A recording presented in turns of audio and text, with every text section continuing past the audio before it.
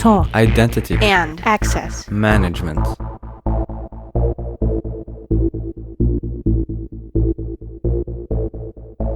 Welcome to the Identity at the Center podcast. I am Jeff, and that's Jim. Hey, Jim. As usual. As usual. Jeff. Well, Jeff, we're the mainstays here. Yes, and I'm still coronavirus free. How about you?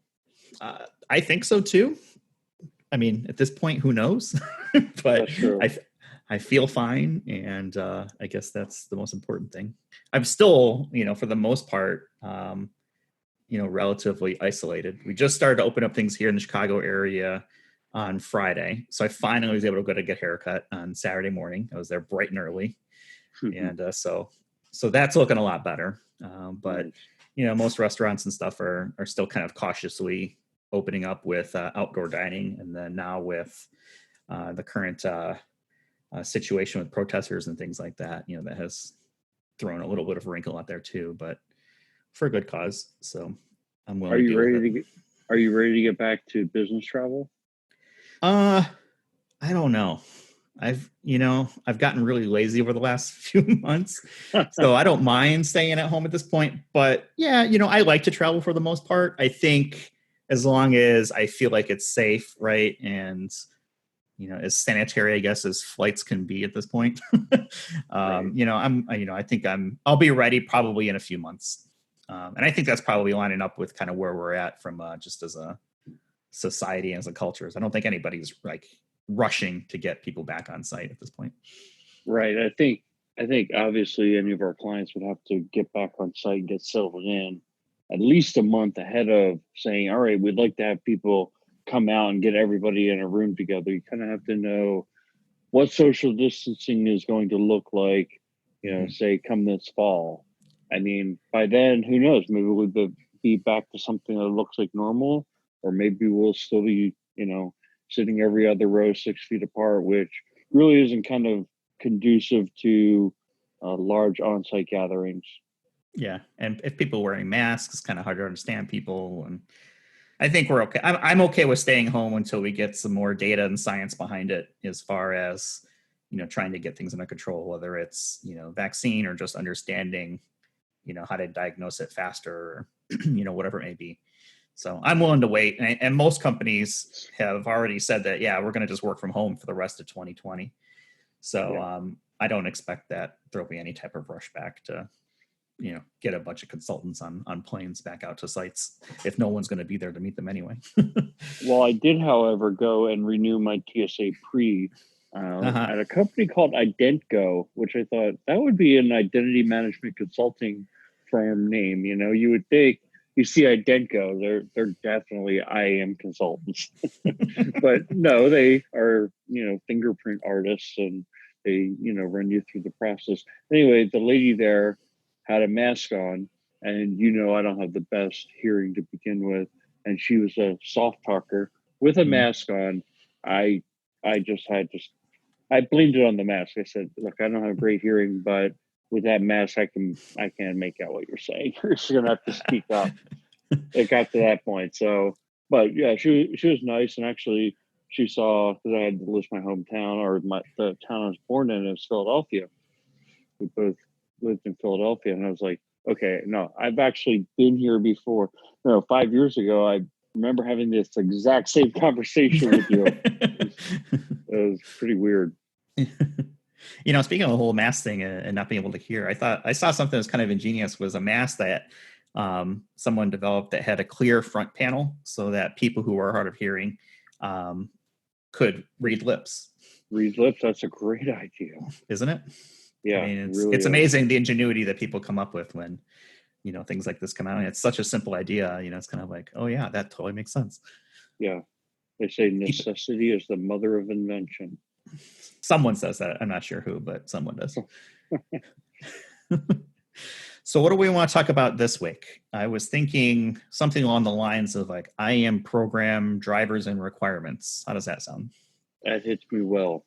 Okay. So the reason I brought that up is because I saw a report from LastPass recently, and I'll have a link to this in the show notes, that talked about a few different verticals and, what was driving their requirements. And then we started talking about more in kind of spun out into drivers and requirements. So I think that's probably maybe where we'll take the conversation today. But before we get to that, just a public service announcement. By the time you're listening to this, Identiverse will have started because it starts on Monday, June 8th, and we're recording this on Thursday, June 4th. So that's actively going on. I know I've gone in and registered for a whole bunch of different sessions that I thought, sounded interesting on, at least on paper, going all the way, I think, through, August or whatever it is. So would encourage people to visit identiverse.com and, get registered if that's something that you're looking to get in, and it's free. So, hey, what do you got to lose? Now, Jeff, do you know if there are any kind of upper limits on some of these sessions in terms of how many people attend?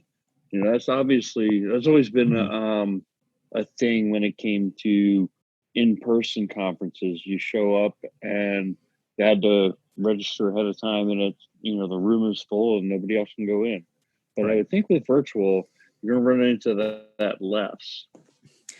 You would hope so, right? I mean, it's just a soft cap, right? Bandwidth and licensing probably, right, for the software to run it. I haven't heard of any specific hard caps. I know that there are, some, it's a mix of different sessions from, talks and discussions to specific trainings and things like that. So there might be some, so don't quote me on it, but I haven't seen anything that would indicate that there is any kind of limit, at least for Identiverse. Now, I have seen some other conferences that are going to have limited capacity for whatever reason. I think I saw something about Black Hat, since they're going virtual this year. They have sessions, and those are ones that typically sell out in advance, and I don't think it'll be free either. So there's probably some sort of cap that they've put on that as far as attendance, but nothing for Identiverse, at least that I've seen. And everything will be available on demand at some point anyway as well. So there's that. Seems to me also that virtual conferences could become a business model for a company like YouTube. I mean, they already have YouTube Live. You've got Facebook Live. You've got Instagram. You've got Zoom webinars. You've got Twitch. I mean, there are tons of ways to stream content. I think the challenge is trying to make it interactive, and being able to kind of recreate the, in-person experience. Otherwise, I feel like you're just watching a video, right. And it's kind of one-dimensional. So I think that'll be interesting to see what type of technologies are out there that kind of facilitate that interaction. Right. Yeah, I think probably most folks are looking at this as like, this is a 1-year kind of event. I saw a funny meme that was, Back to the Future. I forget what the doctor's name is, and Michael J. Fox. And he said, whatever you do, don't go back to 2020. Yeah, it's the first rule of time travel is not go to 2020. I saw another one where it's kind of like, you're selecting a difficulty in a video game, and it's like easy, medium, hard, and then 2020 was the hard option. So it has been a strange year for sure. Yep, and it's only halfway over. Yeah. Well, speaking of strange years, how about this for a professional segue? Why don't we talk about IAM Program Drivers and Requirements? Oh yeah, that was smooth, Jeff. That was smooth. Well, I don't like to flaunt my skill out there at podcasting very often, but I figured I'd flex right there. Yeah.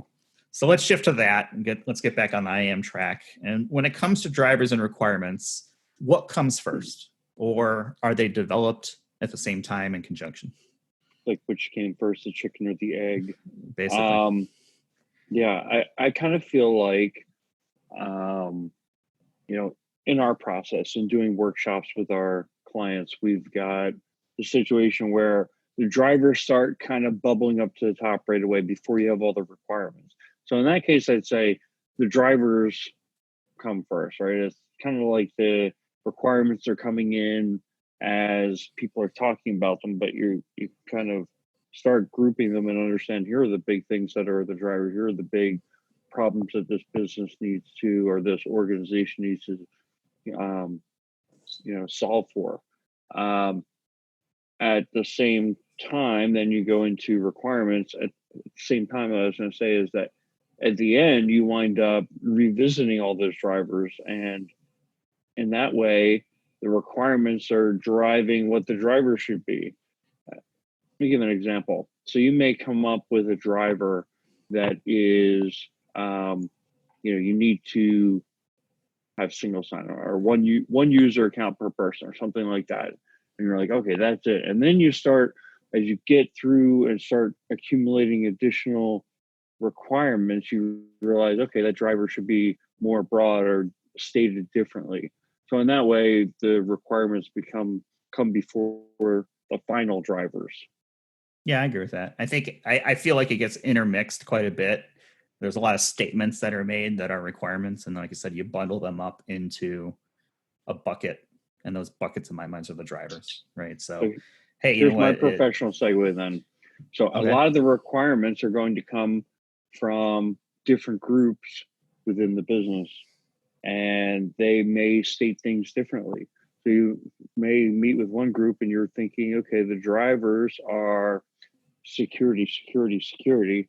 And you meet with another group and you realize the drivers are user experience, or managing risk, or whatever it is. And so the drivers keep adapting to those requirements. And that kind of brings you back to that requirements document.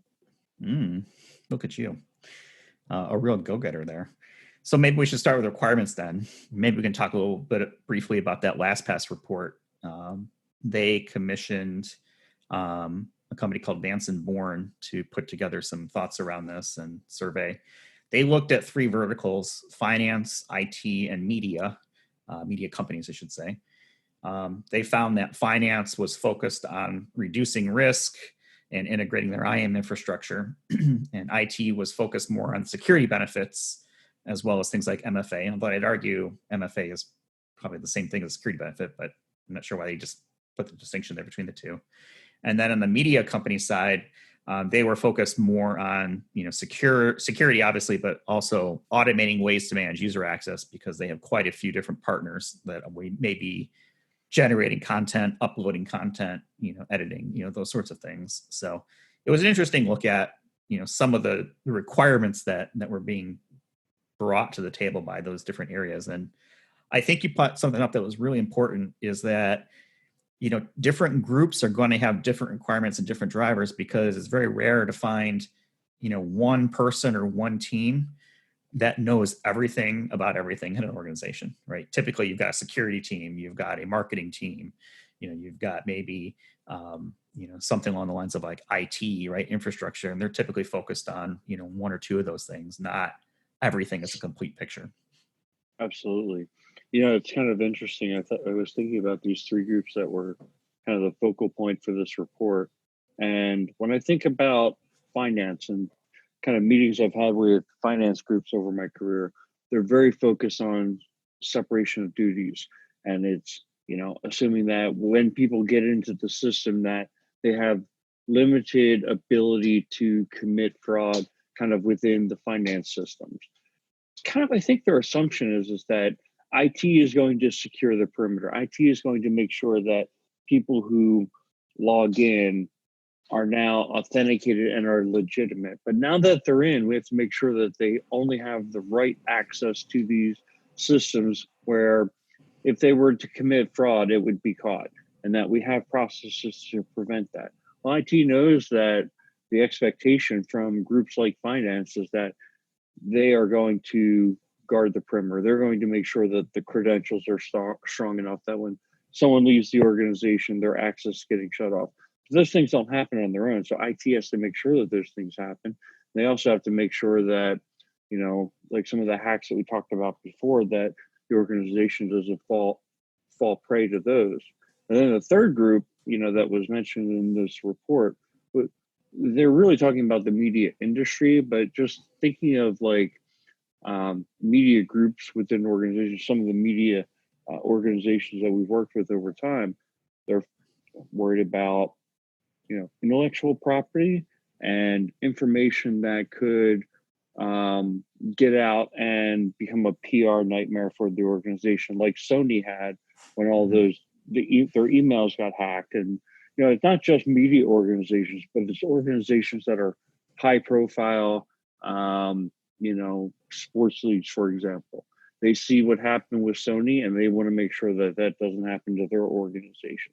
So it's not that even those organizations don't care about, security, or they don't care about that fraud angle. They do, But if you're kind of to put together these archetypes, if you will, these are the areas that they're focused on because they assume other folks are focused on the other areas. That was kind of one of the things that was ruminating in my mind. Yeah, I mean that makes sense. I mean, there's so many different ways to skin the cat, and everyone's going to have their, their whatever they're most important in. That's the thing they're going to fight on. And unfortunately, all too often see too much that the business throws things over the IT wall and says, "Here, you deal with it." And sometimes things get done really well, and sometimes they don't. And it's usually because there isn't really good governance and control around, who's responsible for what. Right? If the business doesn't know that they own the data and that they're on the hook for the risk for it, then they're not going to have any skin in the game to make sure that things are being done in a secure way on their side, or that that they have compliance under control, et cetera. It's usually, hey, you know what, we have all this stuff, and then it becomes an audit finding, and then audit goes to IT, and then IT has to figure it out, and then typically there's some sort of managed response that says, okay, well, we'll work with the business to figure it out, and then that's how the business gets looped in. It's usually once there's a problem instead of getting ahead of it, unfortunately. Right. Yeah, and I think that also brings the discussion back to the drivers a little bit because what you talked about there is like everybody can't focus on everything, and I think Mm-hmm. an organization's IAM strategy has to focus on certain areas and has to have certain drivers as these are our kind of guiding lights or guiding principles for the rest of our strategy. And so you and I develop IAM strategies for our clients.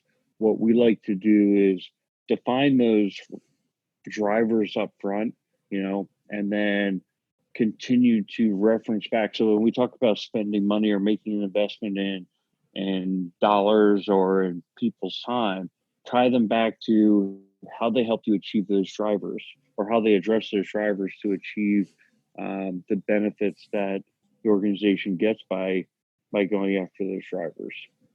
Yeah, I like to figure out what's the problem we're trying to solve rather than just kind of throwing everything out there to see what sticks, right? Let's try to be focused. And I think part of it is scope management as well, because there's so many different things that can, fall into the scope of IAM. You're not necessarily going to be some all at once. So let's figure out what's important and prioritize based off of that.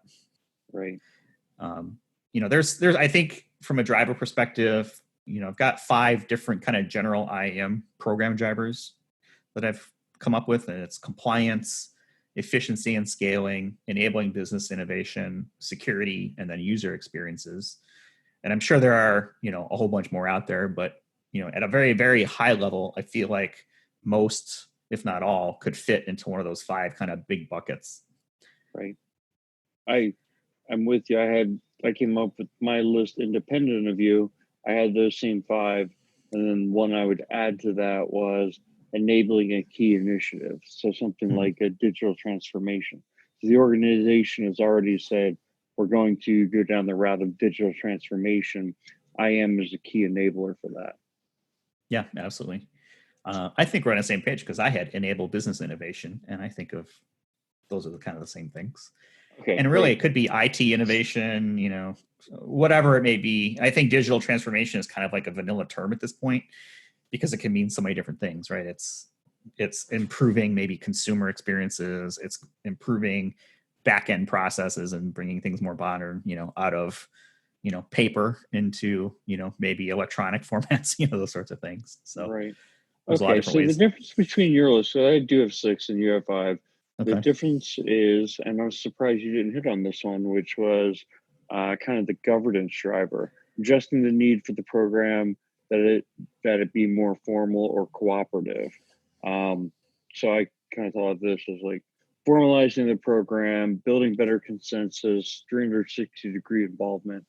Um, I find that that's the downfall with a lot of organizations is that they are addressing IAM within the corporate center and not, involving the business units. And so they have great technology or they have some great shared services that the rest of the organization isn't adopting or similar types of problems where governance is really their ability to either mandate that their investments be leveraged or whether it's a grassroots building a better mousetrap But ultimately, people have to, buy into or be part of the process, or you can either get passive resistance or outright resistance. That's an excellent point.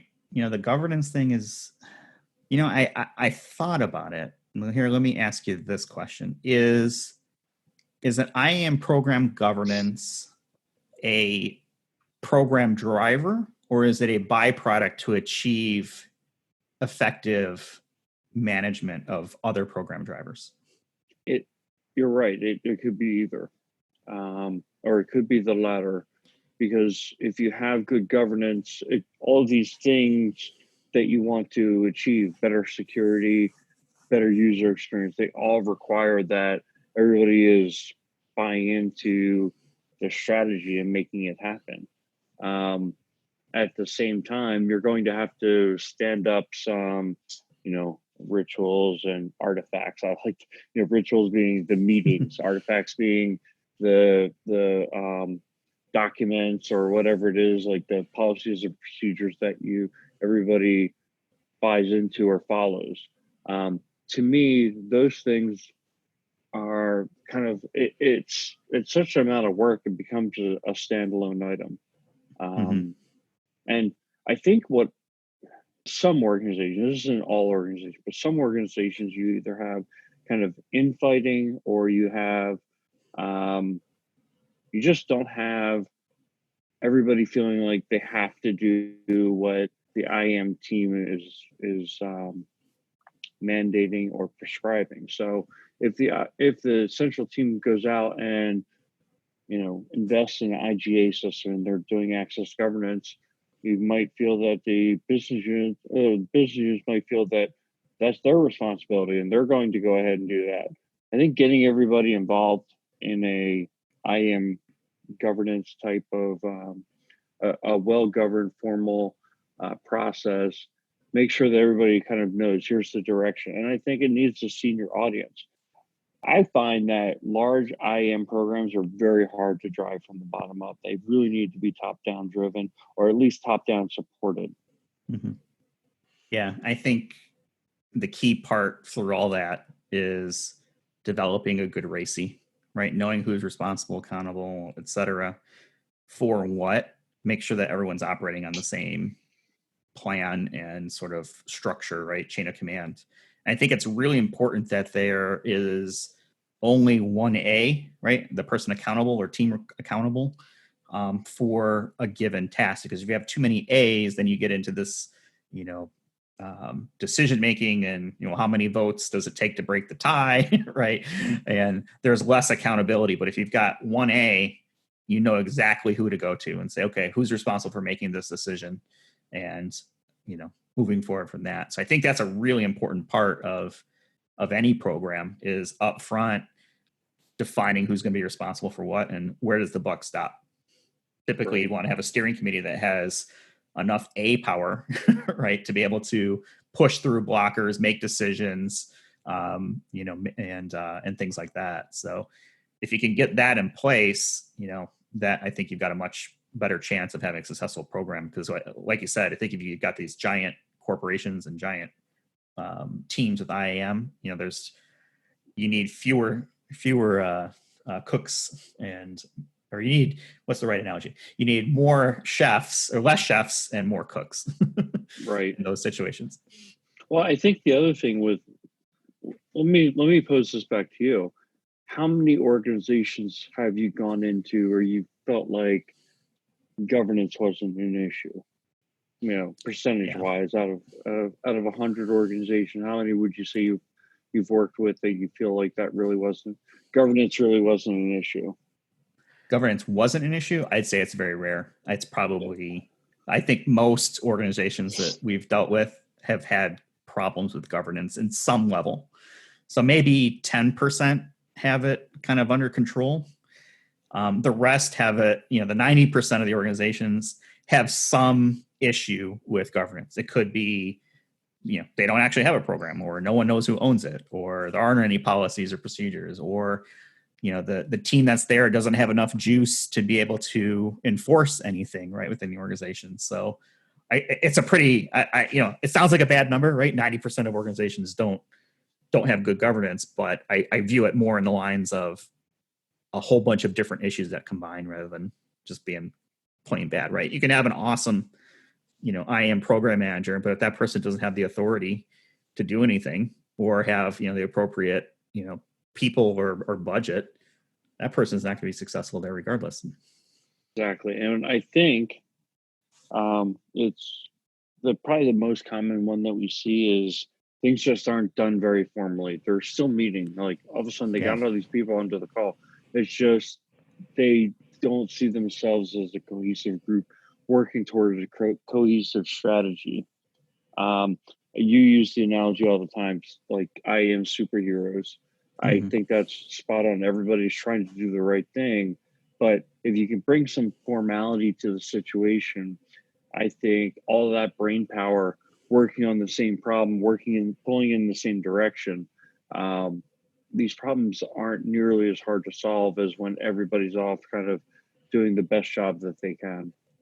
Yeah. The I am superhero thing is, it's usually like a phrase I'll say is, it's a loose collection of I am heroes, basically just kind of keeping things afloat or solving issues. And the fact of the matter is you really shouldn't have I am superheroes if things are running the way they should be, right? Everyone should be in their lane, handling, their work, do their job. And if everything's coordinated, there's less need for heroics, whatever that form may take place. Doesn't mean you don't have rock star people who are, awesome. It just means they're not having to overextend themselves continually because there's a gap somewhere that someone hasn't either identified or is not managing. Exactly. So with your list, you had security, compliance, efficiency, user experience, and enablement. None of those are things like single sign-on, IGA, privilege access management. Yeah, you have it right, they're concepts, right? And I agree with that. That's exactly the way I approached it. So maybe we dive into a couple of them. Yeah. Because when I thought of like improved security, for example, I had all those things bundled in. I had harden the environment, especially with regards to access management, improve provisioning and governance processes, privilege access management and DevOps controls, investigate new technologies to harden the protection. So in other words, strong authentication, MFA, passwordless, and then using risks to get better results from line managers. And this is, I think, something that I've just been thinking a lot about lately, which is that, having been a manager in a large company, and you get overwhelmed with not just from a security side of, hey, you need to review these users and review this access. This person is asking for access to this group, but you also have, things coming in from HR, from, approved expense reports, and you're overwhelmed by the amount of stuff that you get. But all we can really control as IAM people is what IAM is sending them. And what I think we need to do is make sure that, we're being appropriate about it. We're sending people the right, only what they really need to look at. And that's got to be a factor of risk. If somebody needs access to the employee menu, why have a manager approve that? Where's the risk involved with, and I'm using a weird example because what I'm trying to do is everybody should agree that having access to read the menu, there's no risk involved, right? Now, wait a second. Now, what if I'm a manager and I use the menu as a carrot or a stick, right? You're not going to know what's for lunch unless you get this done. Yeah. Well, then you should be summarily dismissed. You're probably right. I'm probably not management material, or I'm approaching it the wrong way. You're just not a very nice person. But yeah. So I feel, and then on, we use the access approval example. We're probably going to be able to use risk less to have people not review things, but when it comes to reviewing access that has already been granted, like you definitely want to use risk as a factor there rather than have somebody review 500 access grants that somebody has, risk read it. And if you can get it down to a smaller number that they're reviewing, the things that are higher risk, the things that actually put the organization at jeopardy. So that's what I'm thinking about, is like, those are the areas where, and I got off track a little bit, those are the areas where improving security. So improving security, it should be a driver, but it can encompass a lot of different things. Yeah. And I think, just to go back to your access review as an example, right? I think there's been sometimes historically a knee-jerk reaction that, like, oh yeah, review all the things. And then it's like, okay, why?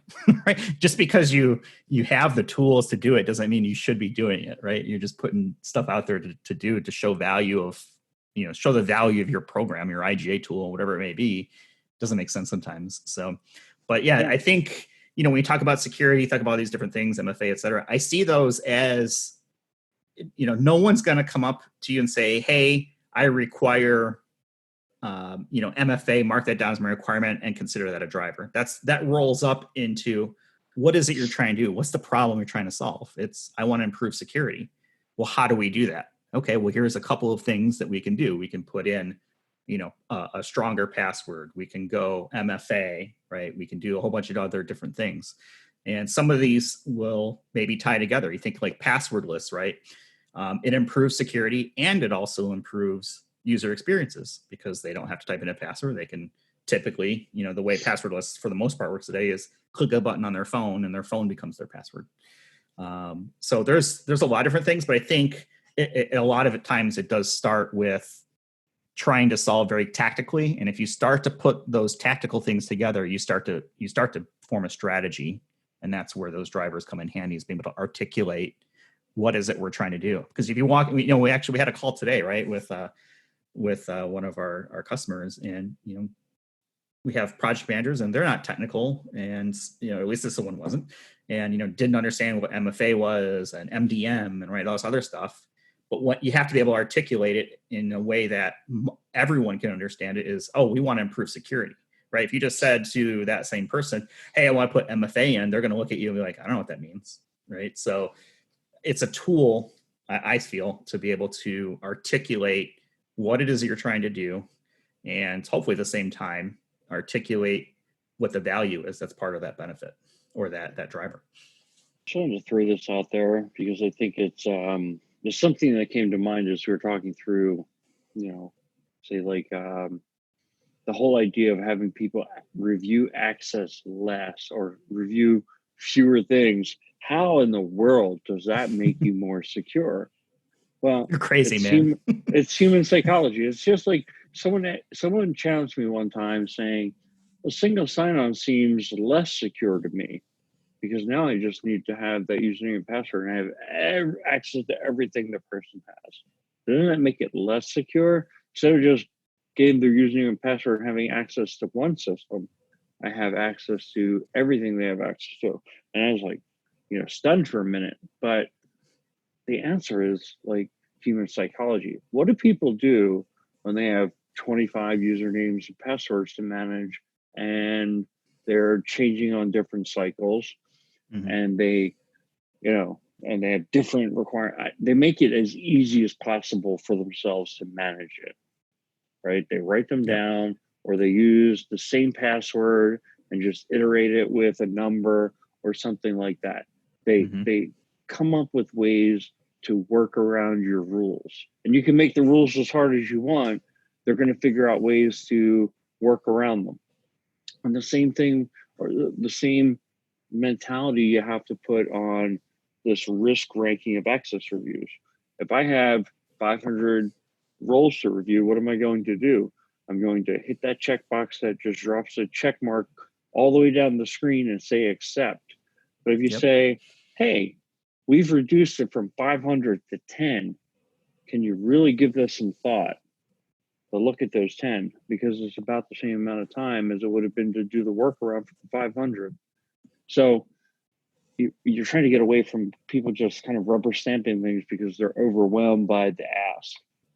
Yeah, I think right sizing the ownership and approach to it makes a big difference. And I think that's something that IAM programs can help with. If your IAM program in an organization acts as a consultant to the business, whoever you're working with, right? Let those business teams, departments, whatever that may be called within your organization, take advantage of your expertise in the IAM space. There is sometimes the reaction of, okay, well, I'm going to own everything. Do you really want to own everything? Right? Do you know what that means? Do you know here's what's going to be expected of that? I think that there is some guidance that a good IAM consultant, whether it's internal, right, you're consulting to your own organization or outside, can bring some of those things to light and help the business make better decisions around their data, their how they want it management, and then give them tools that don't put too much of a burden on them that isn't reasonable to be able to achieve those goals. Yeah, and just a side note, we were talking about governance. Like sometimes the right answer isn't that you have a shared service for everything that is IAM across the organization. Sometimes it's better to be a kind of a center of excellence where you're involved, but you allow the business to run something. Maybe it's privileged access management, maybe it's DevOps, where you let the developers run with it. You run a center of excellence so you know what is happening in the environment and that you have an audit capability. You're making sure that all the best practices are being followed, that there's a paper trail, but you're not running the operations and you're not slowing those folks down. So that's not the only example. It really depends on how your organization is set up. I've seen organizations where they say, the customer IAM, that's going to be a center of excellence. So in other words, we are running enterprise IAM and we have experts, but the developers are going to run the customer IAM side of it. And we're going to stay involved to make sure that best practices are being followed and that policies are being adhered to and that there's a paper trail and there's audit and all the things that, we don't want to make sure that people don't just try to skip steps to get there quicker. Right. Set the rules of the road, give them a road to drive on, and let them drive on it. As long as they're not breaking the law, everything's good. And maybe the road is a 35-mile-an-hour one in a school zone, and another one might be an autobahn. Right? You're going to have different zones and different lanes. You just want to try to match it up, appropriately. So the next one that we had, improving compliance. I think this is primarily going to have voice with organizations that are regulated in regulated industry. It's usually a top driver for them. And I think for almost everyone else is like, they don't even want to see it on the list. We don't need to worry about just quote unquote being checkbox compliant. And improving controls, especially if they have known weaknesses or if they've had audit issues in the past, is going to be something that leadership is very keenly aware of and wants to make sure that you're going after and that this is a focus of the program. Thoughts there? Yeah, I mean, compliance, these are kind of known rules that you have to abide by, right? Whatever it may be. If it's something that's regulation, HIPAA, SOX, NERC, SIP, things like that, GDPR. So, and you may have on top of that then additional audit controls internally, but for the most part, they're mapping back to what is the bare minimum that we have to adhere to. Yeah, security and compliance are quite different. And I think if you're in an organization that has to be compliant and you've historically maybe been non-compliant, I think it's going to be clearly one that you'll want to include, but you also may want to include being more secure. I kind of feel like drivers should be ideally 3 drivers, maybe 4, but you don't want to have 10 different drivers for your, you should be able to, they should flow off the tongue. I had one client I worked with, their drivers were simplify, secure, and mandate. And I was like, I worked with that client 4 years ago, but I don't think I'll ever forget those 3. And it was just, and then you could take the strategy and you could fit it into those buckets. Simplify was really around the user experience. The user experience was awful. Secure was around, they had different integration patterns for the same capability. So they had 2 or 3 authentication two or three different ways you could do authentication, two or three different ways you could do registration, things like that. And it wasn't that they were necessarily insecure, but it was just the whole process was like everybody was just doing what they wanted to do. And then mandate was even when they tried to get people to move all onto one of the integration patterns, they found that people didn't have to listen. They were like, "We're the business, and you're just infrastructure. You're just IT."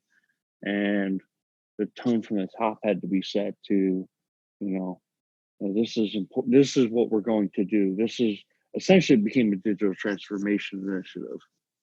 How dare they? Just IT? Come on. Anybody who's been in IT for most of their careers felt that way one time or another. Yeah, I got nothing to add on. I mean, you hit it all right there. I do have one thing to add, and I think is I like to keep it simple. The simpler that you can make the message, the easier it's going to be received, and the easier you're going to be able to communicate it. So I love one word, drivers or messages. Super easy to communicate, market, etc. We should be able to. Next one. What was the next one? Efficiency? Yes. So, efficiency, scaling, I see a lot of automation there. I see being able to grow the business without necessarily having to add, people or additional technologies, maybe just because there's more people. So taking advantage of the technology they have to try to do more automation. I think this is one that we see quite a bit where, organizations that have not invested in identity governance administration are probably still doing things relatively manual, or maybe they have some homegrown scripts or PowerShells, right, that they're running to kind of do some basic automation. But most of the time they're still failing, from an audit perspective, things aren't getting terminated in a timely manner, or it's incomplete at best. So being able to be efficient is a big thing around automation, but I think it's also good process, right? Being able to design processes that are easy to use, that don't require a whole bunch of hoops for the person to jump through, so that they're not looking for ways around it. The rock in the stream, the water will always flow around the rock. That's kind of where I see the efficiency side of things, is making it easier for really everybody from a process side, but also from an automation side on the IT side. Yeah, that's right on. I mean, it's usually an automation story. It's as you mentioned, I think organizations have built processes manually to start with. Many organizations over the past decade or more have automated a lot of that with IGA tools. But there are still some organizations that either haven't gotten very far with those IGA tools or haven't made the investment yet. And so it's still a growing market. And usually what we find are either kind of paper forms or, electronic versions of paper forms that wind up getting emailed around and things like that. And it's a huge opportunity to make people more productive. So people, who are having to deal with, filling out forms and sending them in and doing it by email. The problems are productivity is lost and the paper trail is lost. And productivity from the standpoint that, people have to oftentimes don't know where to go, can't understand the form doesn't fit exactly what they need to do. They don't hire people that often, so the process is not very intuitive for them. Which you can only get so far with technology. I would say that's more a matter of when you're implementing your new technology, making sure that it is intuitive, that it does take into account that people don't hire new people every day. But also, what would be ideal is if you're pulling a lot of the information from an authoritative source like a human resources system, so people aren't having to re-enter a bunch of information, and so that the data is not stored in multiple different places and eventually lost. And then the paper trail is, I think that's obvious. Like if anything goes wrong, we need to go back and ensure that proper process was followed in order to get the person the access that they had that maybe caused a breach. Yeah, I think it's gotten better over time too. I'm thinking of a client that we're working with right now. They've got all of their identities essentially accounted for in their HR system, which is a fantastic position to be in if you're about to start rolling out IGA, right? And that's, kind of what we're looking at, like, with them right now. And that is still relatively rare. There's usually components of the population that are not in an authoritative source, whether they're an employee, contractor, contingent worker, whatever, verbiage you want to use. The faster you can get them managed into a single system, or at least multiple, and if it is multiple systems, at least everyone is accounted for, is usually one of the key first steps to making sure that you're able to take steps like automation. And you talk a lot about the efficiency of the work, right? Being more productive. And I think a lot of that dovetails into things around the user experience, right? Making it easier to do things.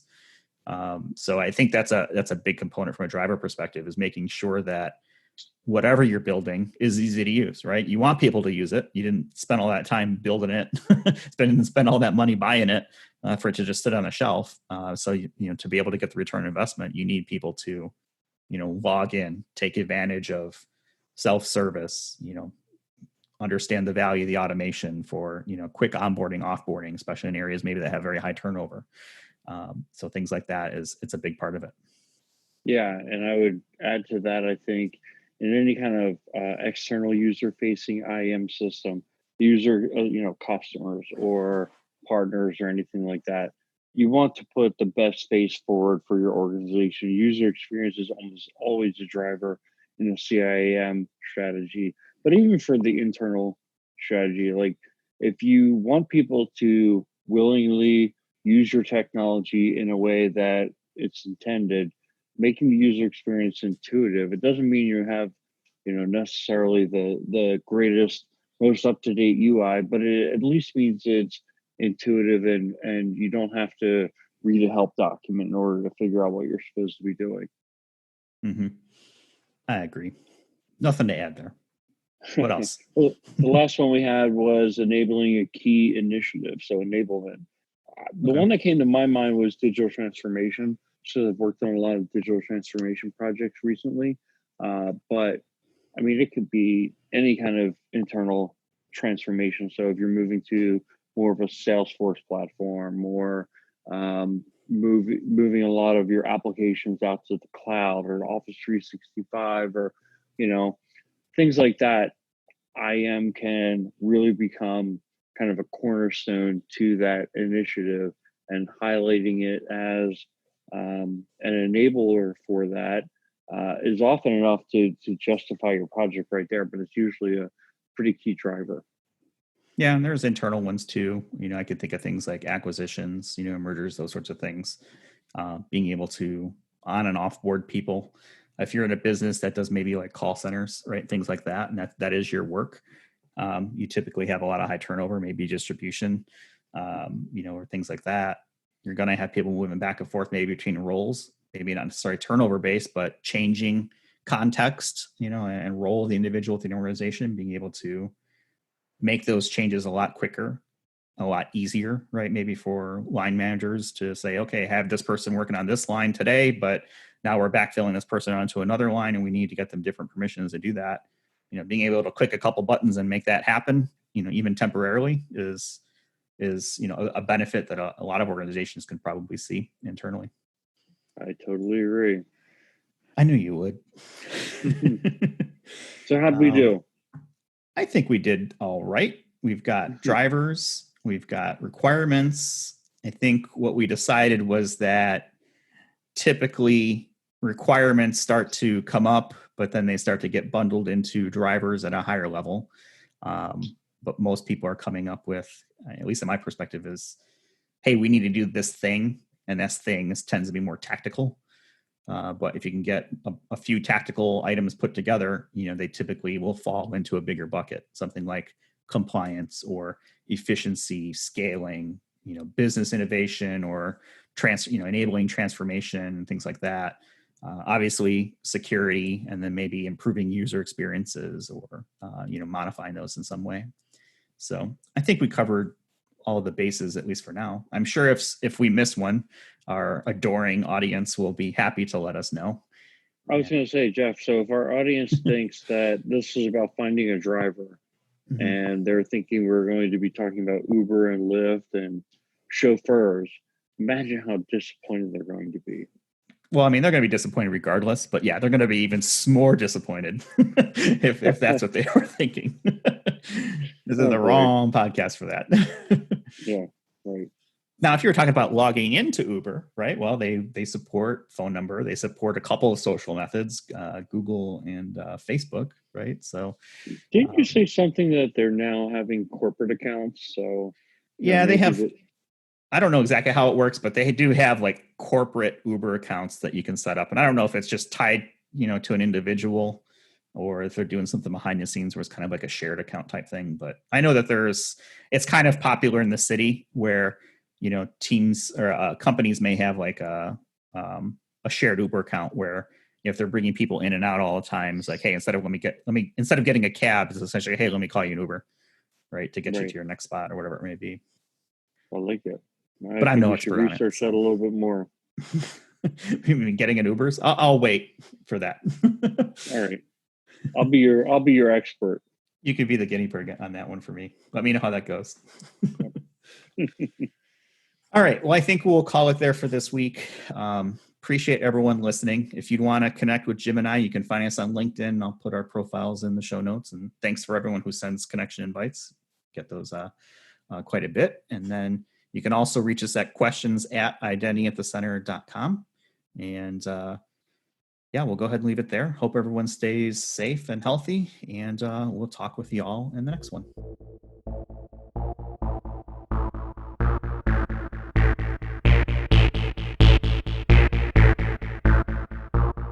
You've been listening to the Identity at the Center podcast. For more episodes, visit identityatthecenter.com.